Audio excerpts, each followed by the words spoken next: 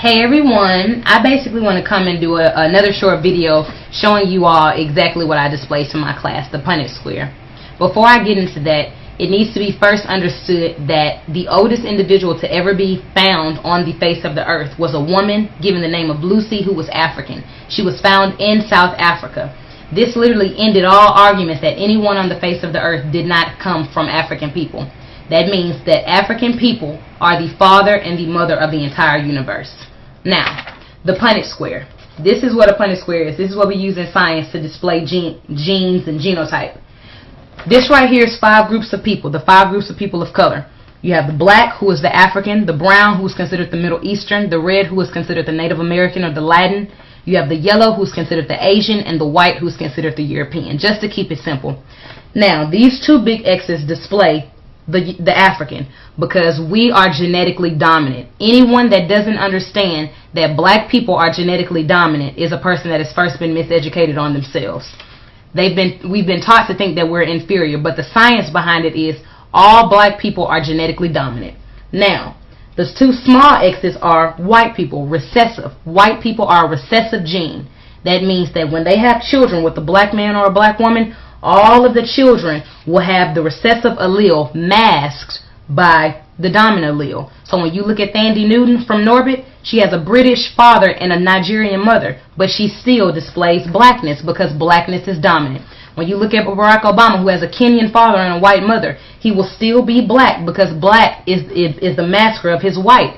It's literally dominant. The same thing goes for Tiger Woods. So literally, anytime a black has a child with the brown, the child is now black.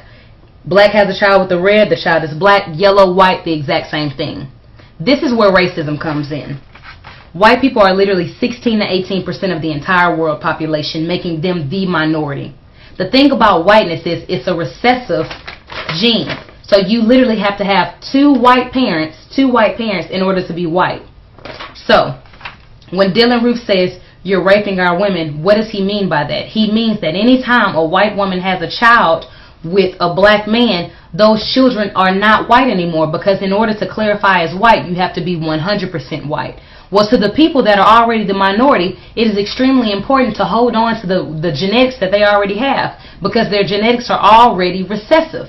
So think about prison. Why are so many black men are in prison? Because if you're in prison, what are you not doing? You are not having children. Why does it seem so many black American men are turning homosexual? So many black women are lesbians. Because if you are lesbian homosexual, you are not what? You are not procreating your race. The basis of racism is white people understanding that if we do not kill black people at all times, that they will eventually kill us. So when you look at black men being pulled over by oftentimes European police officers, shot and killed for no reason, is because they subconsciously understand that if I do not kill him, that he's going to kill my children with his genetics. Racism is not simply somebody hating you because, you know, you got this fly car, or because they don't want to see you do well. White people do not want to go extinct. So in order for them not to go to extinct, they created a system called racism, white supremacy, in order to kill black people. Black people because we show the strongest genetic variability. So when you go to Africa, you're going to see a lot of different diseases that target black people, because we have got to diminish your numbers if we have a chance of living and surviving. This is the reality of racism. So we've been taught to hate our skin, we've been taught to hate our lips, we've been taught to hate our wide noses, we've been taught to hate everything about blackness, because really we're dominantly strong.